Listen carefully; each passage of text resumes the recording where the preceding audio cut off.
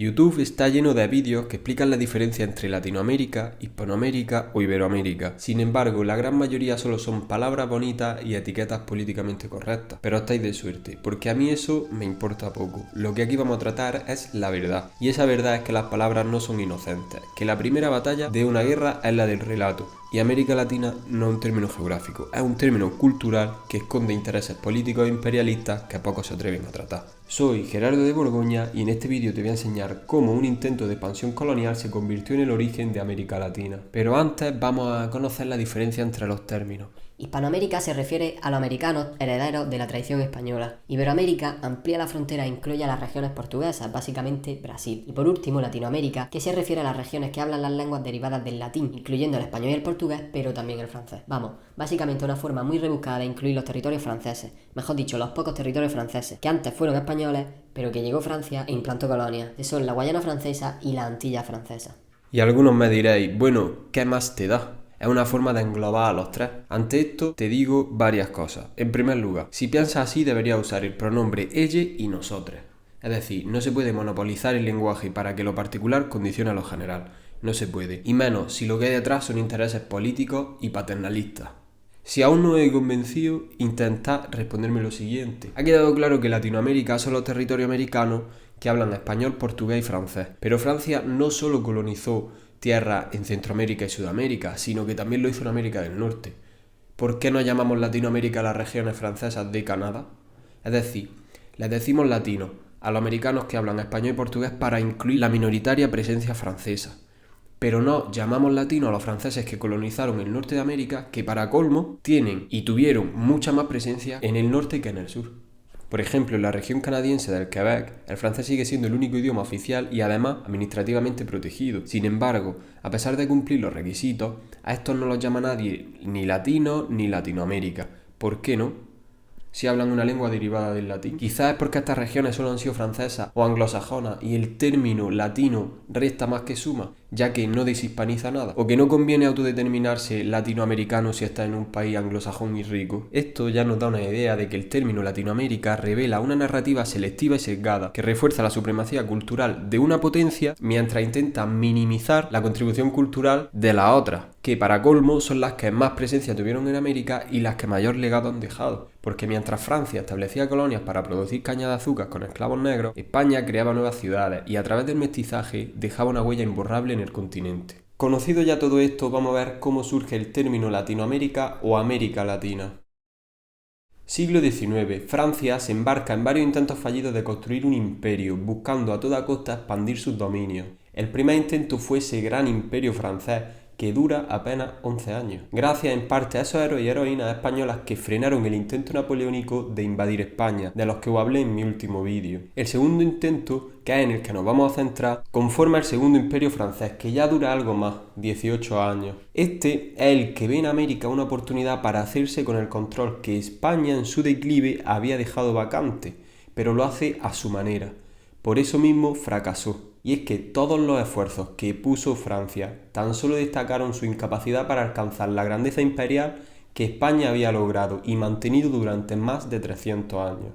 Francia tenía básicamente dos objetivos en América. El primero, y que compartía con otras potencias europeas, era frenar el avance estadounidense, y el segundo, que le venía como anillo al dedo para justificar el primero, era expandirse por el continente, sobre todo por los territorios hispanos, es decir, colonizar nuevos territorios. Sin embargo, los franceses son los marginados en un continente que es en su mayoría hispano o ibérico y en menor medida anglosajón, y por eso necesitan una manera de justificar su presencia y legitimarse en la región, a la vez que menospreciar la América anglosajona para intentar desprestigiar a Estados Unidos. Por ello acuñan el término de América Latina, aunque no está claro si lo hacen los franceses bajo el mando de Michel Chevalier, el ministro de Hacienda de Napoleón III del Segundo Imperio francés, o propios autores hispanoamericanos.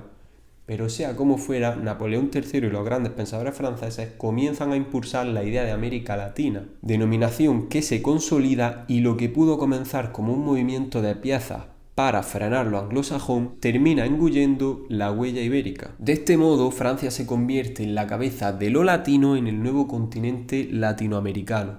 Ya tenía justificante, ahora podía actuar. Y aunque este término le viene muy bien para acomodar su expansión por el sur del continente, recordemos que no es suficiente. Francia tiene pretensiones de imperio, Francia quiere colonizar nuevos territorios. Viajemos hasta el año 1861.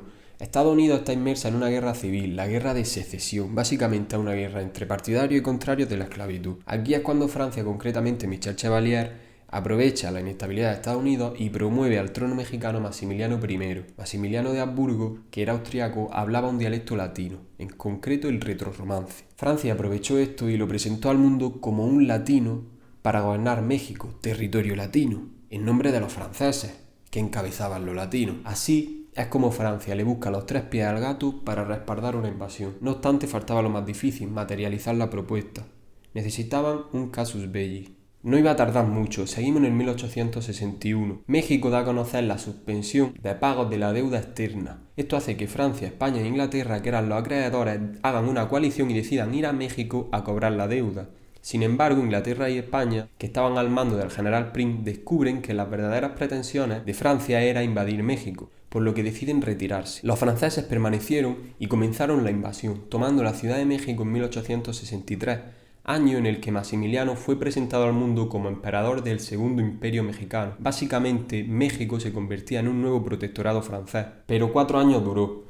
Fue fusilado por los liberales mexicanos. El argumento era tan endeble que no convenció a México, aunque también contribuyó que el ejército francés comenzó a retirarse porque sus aliados estadounidenses, los confederados, los que defendían la esclavitud, como no, perdieron la guerra civil, porque la guerra entre Francia y Prusia era inminente y porque la resistencia mexicana no bajaba los brazos. La guerra trajo consigo consecuencias devastadoras para México, pero no importa, los culpables de todas las crisis por las que ya pueda pasar México seguiremos siendo los españoles, a pesar de que bajo el Imperio Español la Ciudad de México fue capital del mundo, nexo de unión entre todos los continentes, tan solo equiparable a algunas ciudades como París o Londres. Madrid, a su lado, era un pueblo.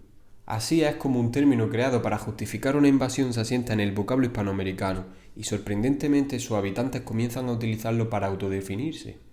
Y aquí surge otro ganador, el gran ganador, el de siempre, Estados Unidos. Francia intenta desacreditar lo anglosajón en América, pero su ridícula intervención no hace más que un flaco favor a Estados Unidos, pues ve el término de Latinoamérica como una herramienta ideal para deshispanizar un continente que en su mayoría es hispano, hasta tal punto de que Estados Unidos se autodefine como América. Ellos son América. Arriba está Canadá y abajo América Latina. Además, el prefijo latino en numerosas ocasiones está cargado de connotaciones racistas. Pero por mucho que quieran, Estados Unidos no es América. Si de alguien fuera América sería de los hispanoamericanos, que representan el mayor grosor de población, que albergan las ciudades más antiguas del continente y que es en las únicas regiones donde aún hay culturas indígenas.